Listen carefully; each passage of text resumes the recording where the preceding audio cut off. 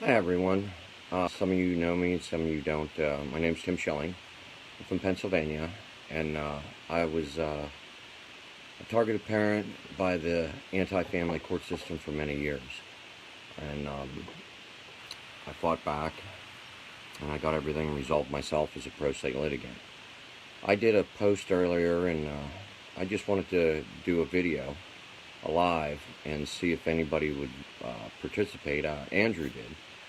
And he asked a question about the holidays. How can you get your ex to let you see the child? Well, unfortunately, there's no kind of thing that you can do. But what you can do is look at your agreement, your custody arrangement. And on, like in Pennsylvania, they have to have a parenting schedule. It's required. And you go down through the parenting schedule and see if it's on there. Now, a lot of times, the attorneys, they don't put it on there for the targeted parent. That way it causes more frustration, more legal fees, more everything. And you're pretty much in legal limbo, because if it's not on there and you got a really bad ex that doesn't want to, like, share custody, wants the child all to themselves so they can brainwash the child and everything, it's really hard to try to get something like that. Believe me, I know. 3.5 years, I hardly even got to see my daughter on any holidays. It was tough. And I changed it. I had to do something. I didn't say that I couldn't just sit around and say, well, I can't do it, or my ex is a narcissist, or, you know, it didn't do me any good saying them things. But what I did do, I had to study psychology and understand people's minds a lot better. That way I can learn, maybe I can change my ex-wife and change people. That's what I did, and it actually worked quite well for me.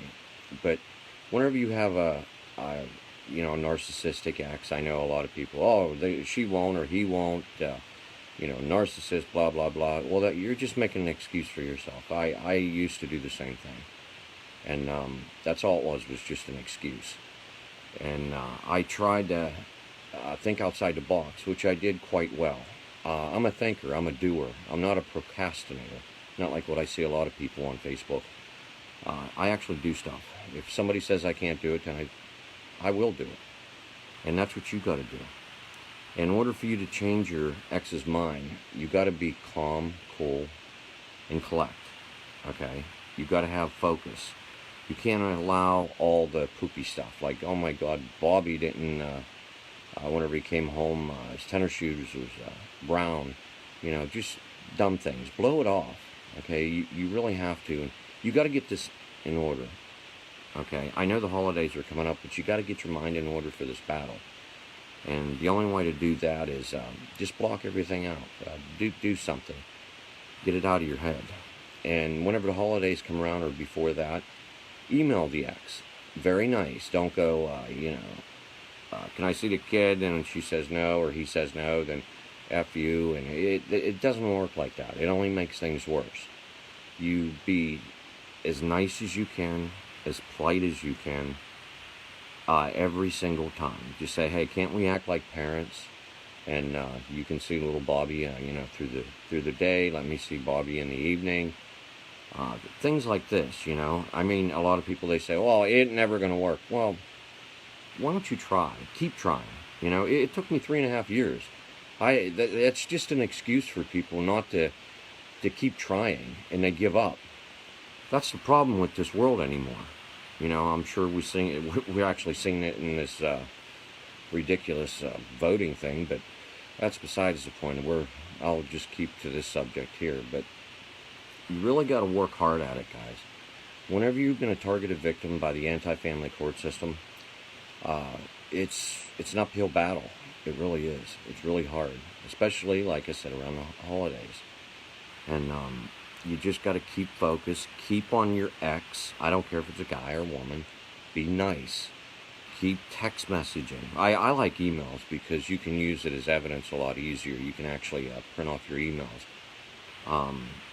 You can do this. And then whenever you get so many up there, like say she doesn't or he doesn't want to let the child see you, that's detrimental to the child sooner or later.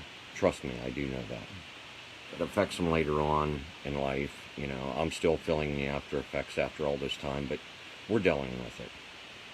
And at some point, what you're going to do is build your case up. Okay, you got to turn that record in your favor. It's going to take time. Like I said, it took me 3.5 years, almost 4 years to do mine. But I didn't know what I was doing. I was actually learning. It was just hit and miss. But I had to do something. You know, I just didn't bitch about it and cry and whine. I actually did do something about it. I was nonstop with the ex. You know, hey, can I see my daughter? No. Okay, she don't want to see you. Blah, blah, blah. Just, you know, we all hear the same stories. Same thing. But you got to keep it up. You just keep it up. Very nice. And if they say, well, it's harassment, just say, no, it's not. Just let me see the child. That's all. You know, I just want to spend quality time with my child like you. And make sure you have it in writing. Because you keep this up, okay, and you keep calm, cool, and collect. Sooner or later, you're going to use all these messages, and you're going to file a modification of custody. I know in Pennsylvania, I'm really good at it. I know all the proper procedures and what you're supposed to do, criminal background report, confidentiality report, your pleading, your scheduling order, your parenting time, you know, plan, how, on what days and everything. You know, you got to understand the law whenever you go to file modification, because you're going to be using this sooner or later. I won't worry too much about it on the contempt part, because it's a joke. Okay, we all know that. Filing contempt because maybe the mother or father wouldn't allow you to see the child on like Christmas or like the holidays coming up. It's a joke. It really is. It's a waste of time, money, especially if you're paying an attorney to do it. That's what they want. They want to keep the chaos and confusion going. You shut the machine down. Okay, that's what you're doing. You're shutting it down. You got to get your mind in this. I've done it, and I know it can be done. And I don't want to hear excuses either. You know, that's the worst thing you could possibly do. You know, my ex won't do this. I've heard it all before, trust me. And I was in the same boat, guys. You know, I'm just like everybody else. But I figured out a way, because my mind is always thinking. I mean, you see my memes that I do, or mimes, I meant to say. You can actually see that my mind's always busy on something. So that's how you got to do this. Keep asking the ex. Okay, look at your court order. And if it has it on there, you're supposed to see your child at 4 o'clock to 7 o'clock on Thanksgiving. You just tell the ex, hey, I'm going to come over and do this. And if the ex says, well, the child doesn't want to come with you, just say, no. Just say, I just want to spend time with my child. That's all. I'll come up, and we'll just spend some time together for a couple hours or whatever it is. And then just go home. Be peaceful. Don't be throwing a fit.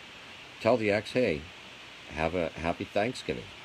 They got a boyfriend or girlfriend, just say, you too. You know, if they say, oh, go F yourself or something, just say, just turn around and walk away. Okay? Just smile at them and turn around and walk. And you got to keep this up. It's going to take time. And like I said, in Pennsylvania, it's the best interest of the child. And whenever you do file in court, sooner or later, like I keep preaching, okay, you're going to use all these emails. But you've got to set the record in your favor first. Okay, you just can't do this in one or two tries. It don't work. It takes time. And, you know, the best advice I can actually tell you is, you know, you got to want to do it. You know, you really have to want it. If you truly don't want it, then you're just going to be like millions of other people, just bitching and whining about it. You know, I'm not a follower. I never was. I think outside the box, and I did quite well in my case. I'm learning to adjust to my new home. A lot of things in my life's changed.